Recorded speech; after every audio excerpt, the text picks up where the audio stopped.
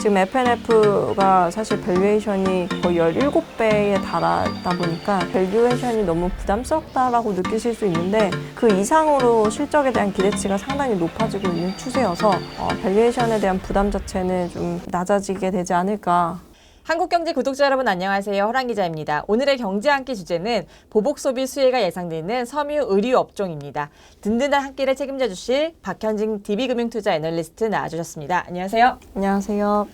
사실 지난 시간에 화장품 얘기를 하면서 보복 소비에 가장 큰 수혜가 예상되는 업종으로 의류 섬유를 꼽아주셨거든요. 특히 의류에 이렇게 소비가 집중되는 거는 여행을 못 가서인 건가요? 뭐 사실 해외여행 가서 쓸 수 있는 상황이 아니다 보니까 이제 국내에서 뭔가 돈을 더 쓸 수 있는 여력이 좀 커졌다라고 보는 것도 이론 중에 하나가 될 수 있을 것 같고요. 되게 많은 걸 사긴 하시더라고요. 요즘에 이제 한국의 이제 자동차 등록 대수가 작년에 좀 급증한 부분들도 펜트업 수요까지는 아니더라도 뭐 보복성의 어떤 소비 수요 혹은 비대면의 어떤 양상이 좀 커지면서 조금 나타나는 트렌드 중에 하나라고 보고 있고요. 의류가 또 아무래도 가장 쉽게 또 나를 좀 표현할 수 있는 혹은 보여줄 수 있는 카테고리이다 보니까 펜트업 수요에 가장 큰 수혜를 받는 카테고리가 된 게 아닌가라는 생각을 좀 해볼 수 있을 것 같습니다.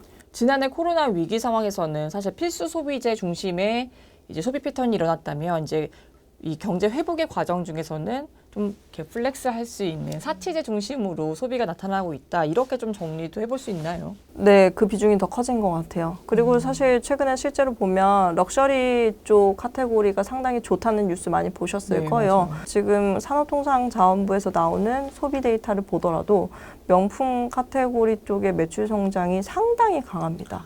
특히 뭐 키즈, 이제 럭셔리 못지않게 키즈도 펜트업 수요의 영향을 크게 받는 카테고리 중에 하나인데 쉽게 생각하면 그겁니다. 사실 보통의 의류회사들이 이제 백화점을 위주로 이제 유통망을 깔고 있다 보니까 백화점 채널에서의 어떤 트래픽이 중요한데 코로나가 엄청 심각할 때 아이를 데리고 백화점에 가지는 않으시잖아요.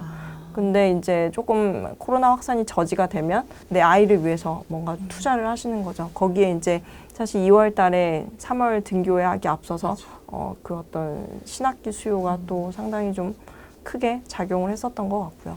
이 어른들 입장에서 봤을 때 재택근무가 많아지면서 옷을 너무 안 산다. 옷 안 사서도 뭐 돈이 굳었다. 이런 얘기를 하는 지인들도 있어요. 그런데 진짜 의류가 이렇게 소비가 이렇게 많이 증가할까? 이런 생각이 또 들기도 하거든요. 증가하더라고요. 뭐 사실 작년에 2분기, 뭐 3분기까지도 의류가 좋다라는 느낌을 받은 적은 없었던 것 같아요, 실제로.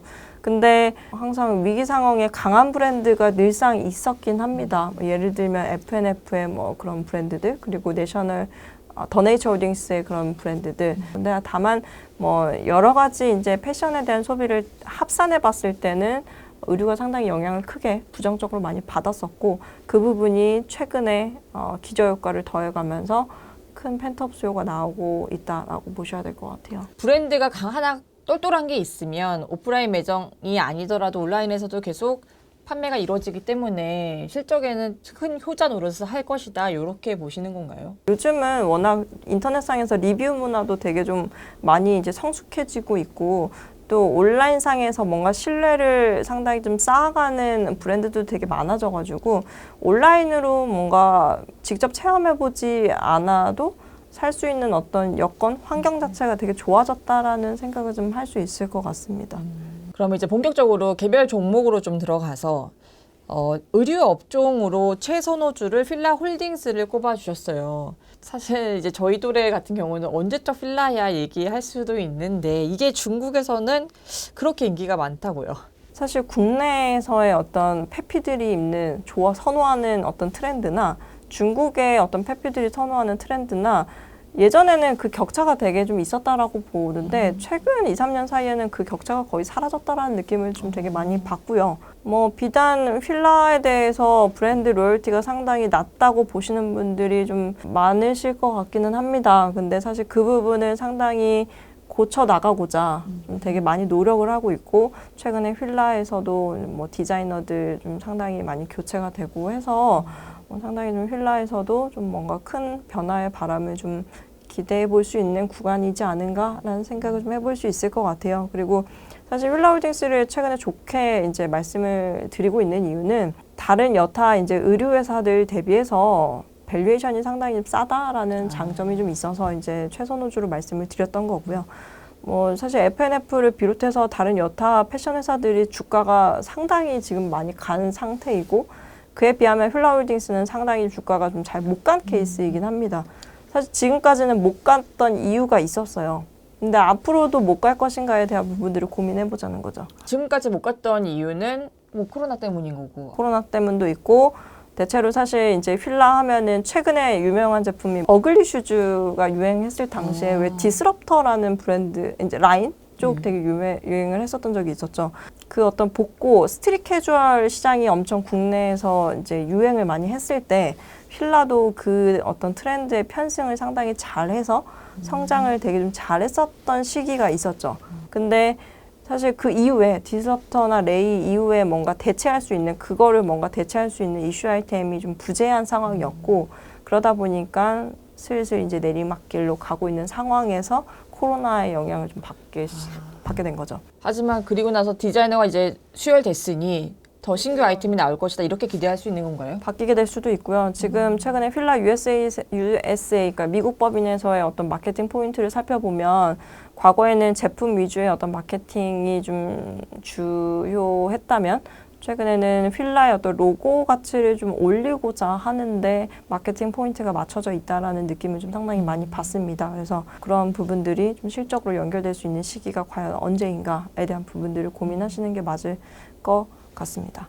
휠라홀딩스가 골프 의류나 이제 골프공 타이틀리스트 이를 만드는 미국의 아큐시네트도 인수를 했잖아요. 이 미국의 아큐시네트 자회사 쪽에서 실적이 좀 증가하고 있는 건가요? 아큐시네트가 이제 대표적으로 타이틀리스트라고 하는 브랜드를 가지고 있죠. 타이틀리스트는 사실 골프인들 사이에서는 워낙 이제 또 인지도가 상당히 높고 로열티도 되게 높은 브랜드 중에 하나입니다. 골프라는 스포츠가 원래 코로나 때 또 수혜를 받았던 맞아요. 또 스포츠 종목 중에 하나잖아요. 그래서 그와 관련해서 조금 타이틀리스트를 가지고 있는 아큐시네트가 좀 다른 여타 의류 회사들이나 이제 스포츠 회사들 대비해서 좀 실적이 조금 선방하는 것처럼 보였던 측면이 좀 있고요.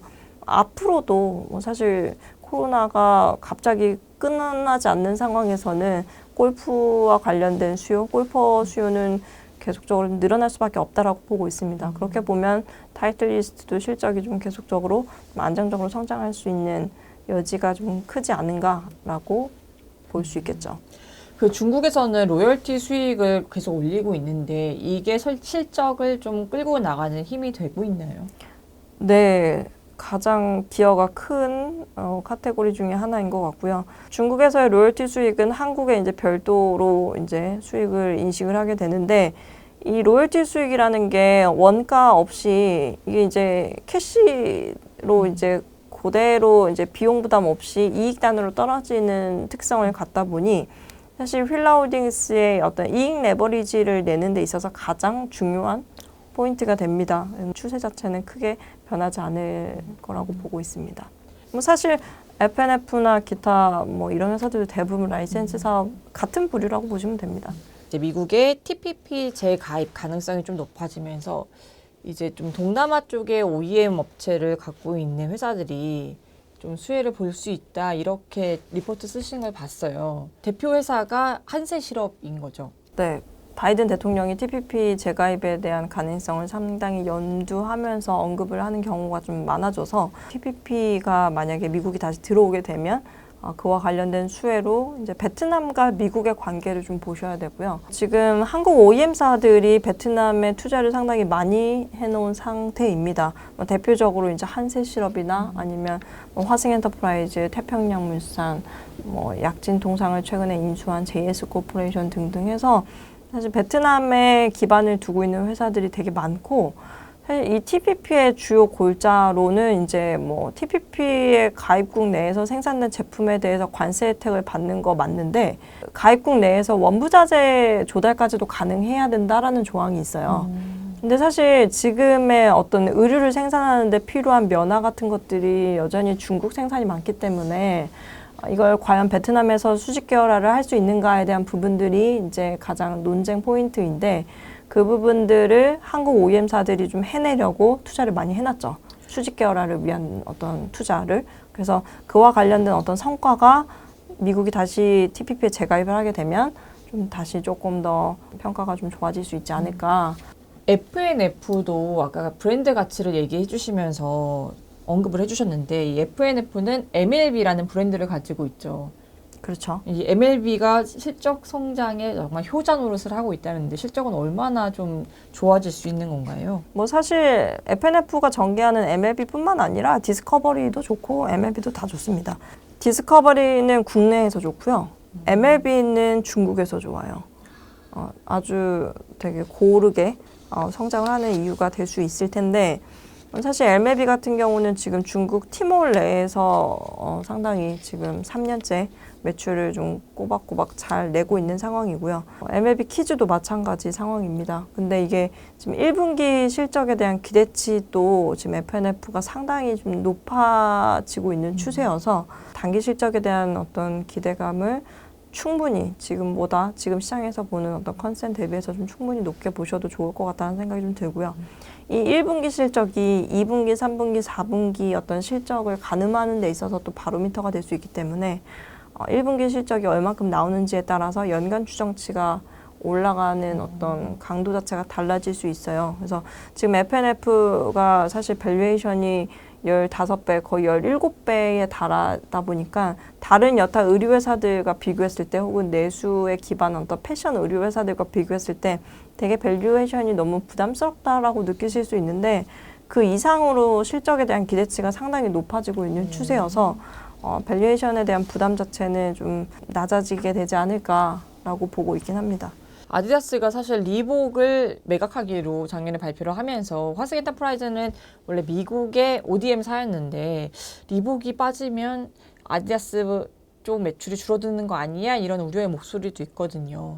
주인이 바뀐다고 해서 벤더가 한 번에 바뀔 가능성은 크지 않다라고 보고 있습니다. 특히 의류처럼 시즌이 명확한 게 아니라서 신발 자체가 리복이 어떤 불확실성이 커졌다라고 해서 화승 엔터프라이즈 물량에 어떤 쇼크를 줄 만한 내용은 아닐 거라고 봐요. 다만 리복이 만약에 빠지게 되면 리복이 사실은 기존의 화승 엔터프라이즈가 하던 여러 가지 품목들 중에서는 마진 기여가 조금 낮은 바이어 중에 하나였었어요. 그래서 오히려 리복이 빠지게 되면 단기적으로는 매출에 쇼크를 줄 수 있지만 장기적으로는 믹스가 개선되는 차원에 있어서 오히려 화승 엔터프라이즈의 마진 상한선이 높아질 수 있는 계기가 된다라고도 볼 수 있겠습니다.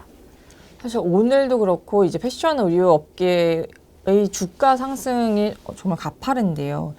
그러면 이 의류 업종이라는 거를 이제 트레이딩 관점에서 워낙 주가가 눌려 있었으니 이제 실적 개선과 함께 올라가는 이 트레이딩 관점에서 봐야 되는 건지 중장기적으로 성장을 하는 산업으로 봐야 되는 건지 이 후자로 보기 조금 갸우뚱하거든요. 두 가지 다일 것 같아요. 지금 일단은 펜트업 수요의 어떤 큰 수혜를 받고 있는 카테고리로서 한 산업으로서 이제 보시되 패션이라는 섹터 자체가 원래는 내수에 뭔가 기반을 해서 뭔가 성장의 한계가 명확한 섹터였습니다. 그래서 항상 그 패션 섹터의 밸류에이션 자체가 보통 평균적으로 10배가 넘어가면 항상 비싸다고 얘기하는 종목의 산업이었어요. 근데 사실 FNF가 그 부분을 깨버렸죠. 되게 잘하고 있는 거라는 생각은 되게 좀 크게 들고요.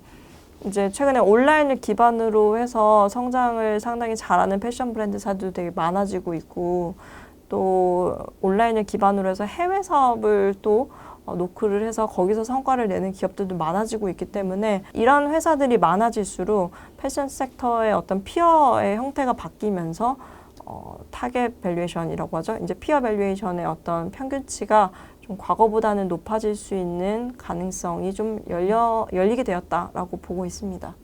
과연 국내 의류업계가 경쟁력이 있을까 이 생각을 했는데 브랜드가 있는 회사들은 다르다 이렇게 볼 수 있는 거네요.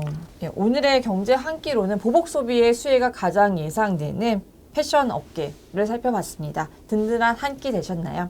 나와주신 박현진 DB금융투자 애널리스트님 감사합니다. 감사합니다. 감사합니다.